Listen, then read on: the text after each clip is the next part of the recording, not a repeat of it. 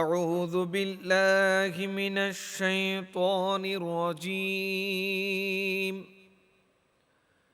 بسم الله الرحمن الرحيم.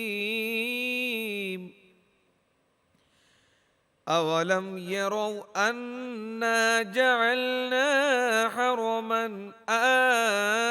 آمنا ويتخطف الناس من حولهم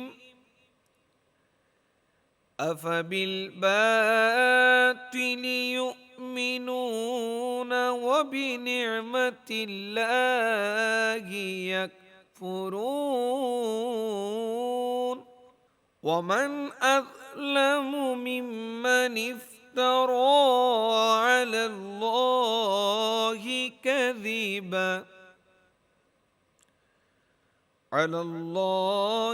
كذبا أو كذب بالحق لما جاءه أليس في جهنم مثوى للكافرين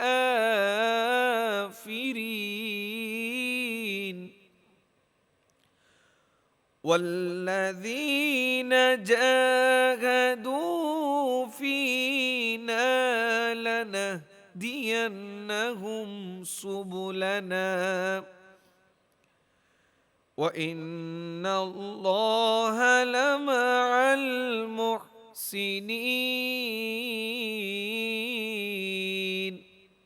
আল্লাহ পাক রব্বুল আলামিন সূরা আনকাবুতের 67, 68, 69 নম্বর আয়াতে বলেন, তারা কি দেখে না আমি হারামকে এবং হালাল সম্পর্কে কোরআনুল কারিমে বিভিন্ন আয়াতে বলেছি। হারামকে নিরাপদ স্থানে, হারাম বলতে পবিত্র মক্কা নগরীকে নিরাপদ স্থান করিয়েছি এবং ইহার চতুর্পাশে যেসব মানুষ আছে তাহাদের উপর হতে হামলা করা এবং এই সম্পর্কীয় যত নিষেধ আছে, তবে মক্কাতুল হারামের মধ্যে আমি সব কিছু নিষেধ করিয়ে দিয়েছি এবং তাহারা অসত্যেই বিশ্বাস করিবে এবং আল্লাহর অনুগ্রহ অস্বীকার করিবে। যে ব্যক্তি আল্লাহর সম্বন্ধে মিথ্যা রচনা করে এবং তার নিকট হইতে আগত সত্যকে অঙ্গীকার করে, তাহার অপেক্ষা অধিক জালিম আর কে হতে পারে? যে ব্যক্তি আল্লাহর আদেশকে অমান্য করে, নিশ্চয়ই জাহান্নামই কি কাফেরদের অবসান নয়? যাহারা আমার উদ্দেশ্যে সংগ্রাম করে তথা সৎভাবে রিজিক উপার্জন করে তথা সৎভাবে ইবাদত বন্দেগী করে এবং সৎভাবে চলার চেষ্টা করে, তাহাদেরকে অবশ্যই আমার পথে পরিচালিত করব। যারা আল্লাহর নির্দেশ পালন করে, আল্লাহর পথে যারা চলে, যারা হালাল পথে চলতে চায়, নিশ্চয়ই আল্লাহ তাদের সাথে রয়েছেন, আল্লাহ তাদেরকে সহযোগিতা করেন এবং আল্লাহ রাব্বুল আলামিন আরও বলেন, আমি তাদের সাথেই রয়েছি যারা আমার উপর ভরসা করেন। সুবহানাল্লাহি ওয়া বিহামদিহি।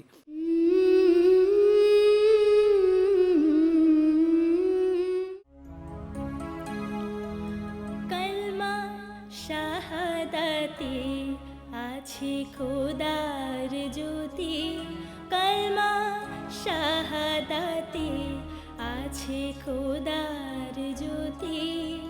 ঝিনুকের বুকে লুকিয়ে থাকে যেমন মতি, ঝিনুকের বুকে লুকিয়ে থাকে যেমন মতি, কলমা শাহাদাতে আছে খোদার জ্যোতি, কলমা শাহাদাতে আছে খোদার জ্যোতি।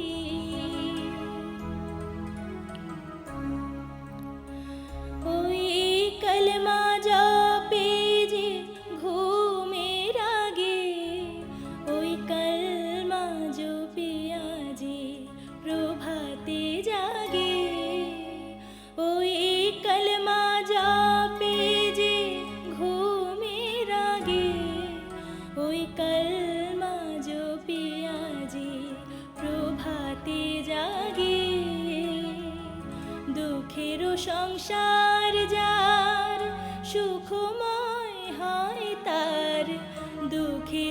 সংসার যার সুখময় হয় তার মুসিবত আসে না কো, হয় না ক্ষতি তার মুসিবত আসে না কো, হয় না ক্ষতি।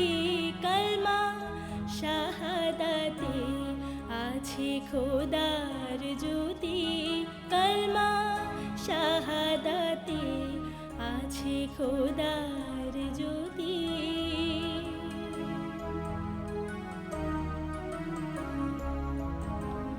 হরদম জপে মনে কলমা যে জান, খোদাই তত তার রহে না গোপন।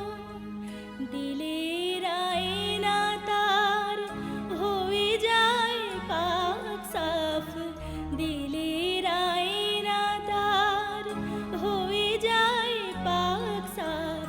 আল্লাহ রহে তার রহেমতি সদা, আল্লাহ রহে তার রহেমতি। কলমা শাহাদাতে আছে খোদার জ্যোতি, কলমা শাহাদাতে আছে খোদার জ্যোতি।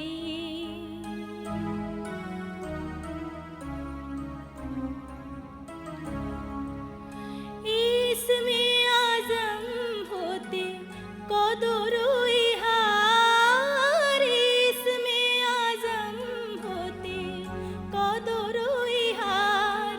পাই ঘরে বসে খোদা রসুলের দিদার, তাহারি হৃদয় আকাশে সাত বেহেশত নাচে, তাহারি হৃদয় আকাশে সাত বেহেশত নাচে। আল্লাহর আরশে হয় আখেরে মতি তার, আল্লাহর আরশে হয় আখেরে মতি। কলমা শাহাদাতে আছে খোদার জ্যোতি, কলমা শাহাদাতে আছে খোদার জ্যোতি। ঝিনুকের বুকে লুকিয়ে থাকে যেমন মতি, ঝিনুকের বুকে লুকিয়ে থাকে যেমন মতি। কলমা শাহাদাতে আছে খোদার জ্যোতি, কলমা শাহাদাতে আছে খোদার জ্যোতি।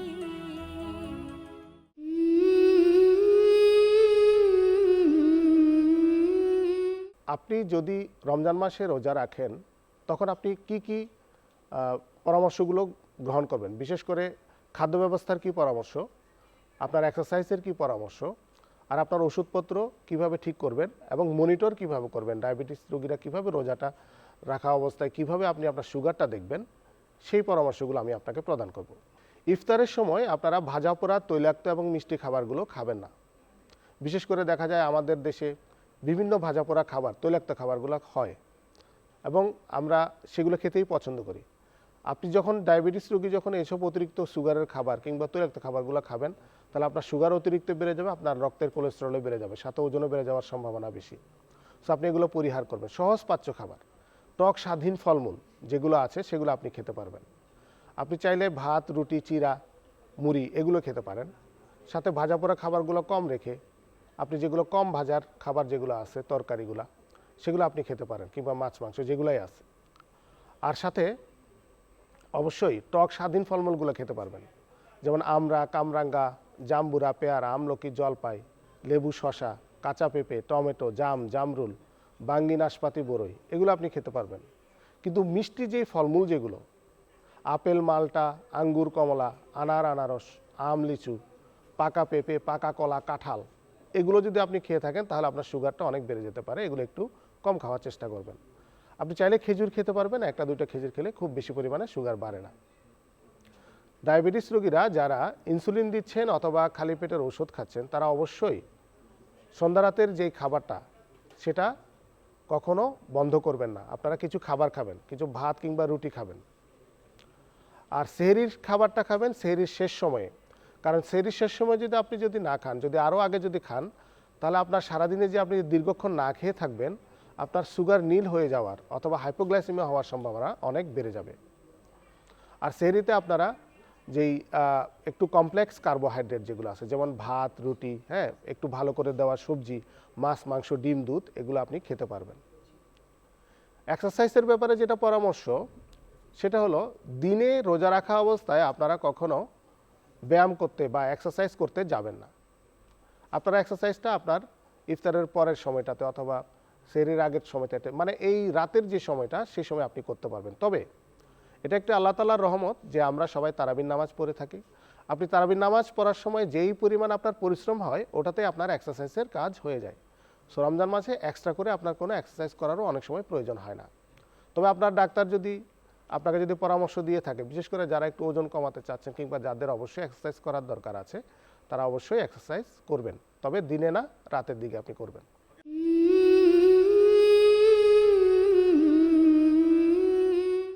ইয়া মোহাম্মদ বেহেশতে হতে খোদাই পাওয়ার পথ দেখাও, এই দুনিয়ার দুঃখ থেকে এবার আমায় নাজাতে দাও।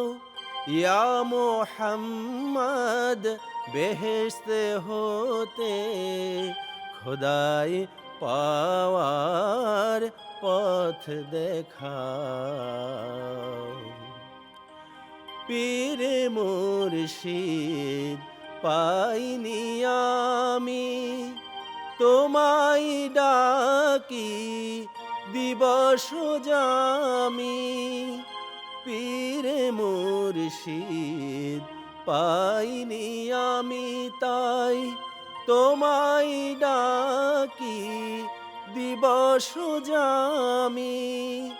তোমারি নাম হোক হযরত, তোমারি নাম হোক হযরত, আমার পর পারের নাম। এই দুনিয়ার দুঃখ থেকে এবার আমায় নাজাত দাও। ইয়া মোহাম্মদ বেহেশতে হতে খোদাই পাওয়ার পথ দেখাও। অর্থ বিভব যশ সম্মান চেয়ে চেয়ে নিষেদিন, অর্থ বিভব যশ সম্মান চেয়ে চেয়ে নিষেদিন। দুঃখ শোকে জ্বলে মরি, দুঃখ শোকে জ্বলে মরি, পরাণ কাঁদে শ্রান্তিহীন। আল্লাহ ছাড়া ত্রিভুবনে শান্তি পাওয়া যায় না মনে। আল্লাহ ছাড়া ত্রিভুবনে শান্তি পাওয়া যায় না মনে। কোথায় পাবো সে আবে হায়াত, কোথায় পাবো সে আবে হায়াত। ইয়া নবীজি রাহ বাতাও, এই দুনিয়ার দুঃখ থেকে এবার আমায় নাজাত দাও ইয়া মুহাম্মদ বেহেশত হতে খোদাই পাওয়ার পথ দেখা।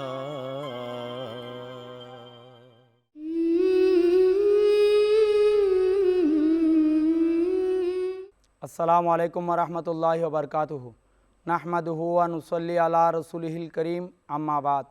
প্রিয় আশিকানে মুস্তাফা সাল্লাল্লাহু আলাইহি সাল্লাম, দেশ প্রবাস যে যেখান থেকে দেখতে পাচ্ছেন সবাইকে পবিত্র রমজান মোবারকের শুভেচ্ছা ও স্বাগতম জানিয়ে আমাদের আজকের ইসলামী আলোচনা শুরু করতেছি। সিয়াম সাধনার মাস মাহে রমজান। আল্লাহ পাক রব্বুল ইজ্জত হাকামুল হাকিমিন কোরআন করিমের মাধ্যমে কোরআনে রয়েছে এই রমজানের মাস রোজার কথা। বিসমিল্লাহির রহমানির রহিম। ইয়া আইয়ুহাল্লাযীনা আমানু কুতিবা আলাইকুমুস সিয়াম। তোমাদের উপর, হে আমার ইমানদারেরা, তোমাদের উপর রোজা ফরজ করা হয়েছে। কামা কুতিবা আলাল্লাযীনা মিন ক্বাবলিকুম লাআল্লাকুম তাত্তাকুন, যাতে তোমাদের পূর্ববর্তীদের উপরও রমজান ফরজ ছিল, যাতে করে তোমরা মুত্তাকি হতে পারো। সুবহানাল্লাহ। আল্লাহ কত সুন্দর করে বলেছেন, এই রমজান মাস এসেছে, এটা রহমতের মাস। তিন ভাগে ভাগ করা হয়েছে, রহমত, মাগফিরাত, নাজাত। হাদিসে পাকের মধ্যে রয়েছেন, ইজা দাখালা রমজান ফুতিহাত আবু আবুস সামা। অন্য রেওয়ায়তে রয়েছে, ইজা দাখালা রমজান ফুতিহাত আবু আবুর রহমা। অন্য রেওয়ায়তে রয়েছে, ফুতিহাত আবু আবুল জান্না। এর অর্থ হলো, আল্লাহ পাক রব্বুল ইজ্জত হাকিমিন যখন রমজান মাস আসে, এই রমজানে জান্নাতের দরজা খুলে দেওয়া হয়। অন্য রেওয়ায়তে বলা হচ্ছে আসমানের দ্বার খুলে দেওয়া হয়। অন্য রেওয়ায়তে রয়েছে আল্লাহর রহমত দরজা খুলে দেওয়া হয়। যখন রমজান মাস আসে, জান্নাতের 8টি দরজা খুলে দেওয়া হয়। সুবহানাল্লাহ। হাদিসে পাকের রেফারেন্স রয়েছে, জাহান্নামের দরজা 60টি জাহান্নামের দরজা বন্ধ করে দেওয়া হয়। জান্নাতের মধ্যে প্রথম রমজান একটা বাতাস প্রবাহিত হয়। জান্নাতের হুরেরা বলতে থাকে, হে জান্নাতের রিদওয়ান, আজকে কোন দিন, কোন মাস এসেছে, এত সুন্দর বাতাস প্রবাহিত হয়ে জান্নাতের পথের সাথে লেগে যাচ্ছে। জান্নাতের দরজা ফেরেশতারা বলতে থাকেন, দারওয়ানরা রিদওয়ান বলেন, হে হুরেরা শুনো, আজকে দুনিয়ার জমিনে মাহে রমজান শুরু হয়েছেন, আজকে জান্নাতের দরজা খুলে দেওয়া হবে। এভাবে বলার পর হুরেরা বলতে থাকে, হে আল্লাহ, আপনি আমাদেরকে রমজানুল করিমের মধ্যে যারা রোজা রাখবে তাদেরকে স্বামী হিসেবে বেহেশতে আমাদেরকে মুকাররর করুন, আমাদেরকে নিয়োজিত করুন। সবাই বলুন না সুবহানাল্লাহ। কতই না সুন্দর বলেছেন। আর রমজান মাস অনেক দামি। এমনি কোরআনুল করিমের কেউ যদি একটা আলিফ পড়ে তাকে তেলাওয়াত করে 10 নেকি, লাম মিম এই 3 হরফের কারণে 30টা নেকি পাবে রমজান ছাড়া। রোজার মাসে রসুল হুদা সাল্লাল্লাহু আলাইহি সাল্লাম বলেছেন, কেউ যদি একটা হরফ তেলাওয়াত করে রমজান ছাড়া 10 হলেও সওয়াব, রমজান মাসে সেটা 70 গুণ বৃদ্ধি পাবে। আর রমজান মাসে কেউ যদি নফলি ইবাদত করে সেটা রোজা ছাড়া অবস্থায় 70 ফরজ ইবাদতের সমান সওয়াব দেওয়া হবে। সুবহানাল্লাহ। কোরআনুল কারীমে এসেছে, শাহরু রমদান আল্লাযী উনজিলা ফীহিল কুরআন হুদাল লিন্নাস ওয়া বাইয়িনাতিম মিনাল হুদা ওয়াল ফুরকান। রমজান মাস যাতে কোরআন শরীফ অবতীর্ণ করা হয়েছে মানুষের জন্য হেদায়ত এবং সুস্পষ্ট দলিল তথা হেদায়ত ও মীমাংসাকারী। সুবহানাল্লাহ। এই রমজান মাস হেদায়তের মাস। এই রমজান মাসের ভিতর রাসূল সাল্লাল্লাহু আলাইহি ওয়াসাল্লাম শাবান মাসের শেষ দিন বলেছেন সাহাবায়ে কেরামকে, হে সাহাবায়ে কেরাম, আগামীকাল এমন একটা দিন আসছে যেটা রমজান। এই রমজান মাস এমন, এই রমজান মাসের ভিতর আল্লাহ তাআলা এমন একটা রাত রয়েছে যেটা 1000 মাসের এবাদতের চেয়েও অনেক উত্তম এবাদতের রাত। যেভাবে কোরআনুল কারীমে এসেছেন সূরা কদর, বিসমিল্লাহির রহমানির রহিম, ইন্না নিশ্চয় আমি আনজালনাহু অবতীর্ণ করেছি কোরআনুল কারীমকে ফি লাইলাতুল কদর, লাইলাতুল কদর রাত্রে। ওয়ামা আদরাকা মা লাইলাতুল কদর, ইয়া রাসূলুল্লাহ আপনি জানেন কি লাইলাতুল কদর কি? আবার আল্লাহ তাআলা বলতেছেন, লাইলাতুল কদরি, লাইলাতুল কদর হলো খায়রুম মিন আলফি শাহর, 1000 মাসের চেয়েও উত্তম একটা রাত। যে আপনি অন্য সময় এক রাত হাজার রাত এবাদত করা আর লাইলাতুল কদর রাত্রে এক রাত এবাদত করার সমান সব। কেননা ওই রাত্রি আল্লাহ তাআলা কোরআনুল করিম অবতীর্ণ করেছেন, যে কোরআন আল্লাহর কালাম, আল কোরআন কালামুল্লাহ। এ কোরআন আল মকতুবু ফিল মাসাহিব আল মনকুলু আনহু নাকালান মুতাওয়াতিরান বেলা শাবাহাতিল আত্তানান। আল্লাহর কালাম যেটা জিবরাইল আলাইহিস সালামের মাধ্যমে রসুল হুদা সাল্লাল্লাহু আলাইহি সাল্লামের উপর নাজিল করেছেন বান্দার হেদায়েতের জন্য, যেটা পেয়ে আমার রসুল পাক সাল্লাল্লাহু আলাইহি সাল্লামের কাছে নাজিল হওয়ার কারণে কোরআন দামি হয়েছেন। আর কোরআনের সাথে আমরা যে একটা এক্সটেন্ড ব্যবহার করি, কোরআনটা যেটার উপর রাখি এই রিয়াল, সেই রিয়ালের সাথেও কারো পায়া লাগলে পাক আমরা রিয়ালকে সালাম করি। এই জন্য কোরআনের সাথে লাগার কারণে এক কথায় কোরআনের সাথে যা যা লেগেছে সব দামি হয়েছে। যেভাবে আমরা কোরআনুল করিম যারা মুখস্থ করে থাকি, হুফাজির কেরাম, হাফেজরা, এই হাফেজরাও দামি কোরআনুল করিম মুখস্থ করার কারণে। আমি বলবো কোরআনুল করিম তেলাওয়াত করব। এই কোরআনুল করিম বিশ্বর মানব আমাদের মুসলমানদের হেদায়ত, এটা প্রত্যেকটা রাষ্ট্র চলার জন্য একটা কনস্টিটিউশন সংবিধান দরকার।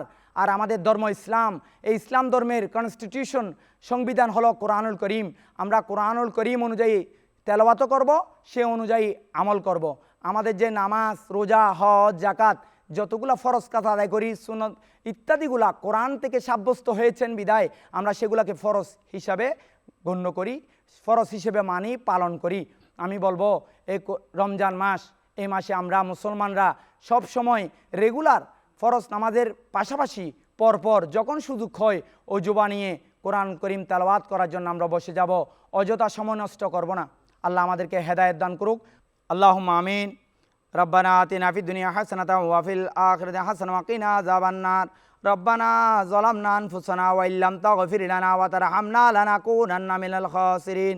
আল্লাহুম্মা রাব্বিরহামহুমা কামা রাব্বায়ানি সগীরা।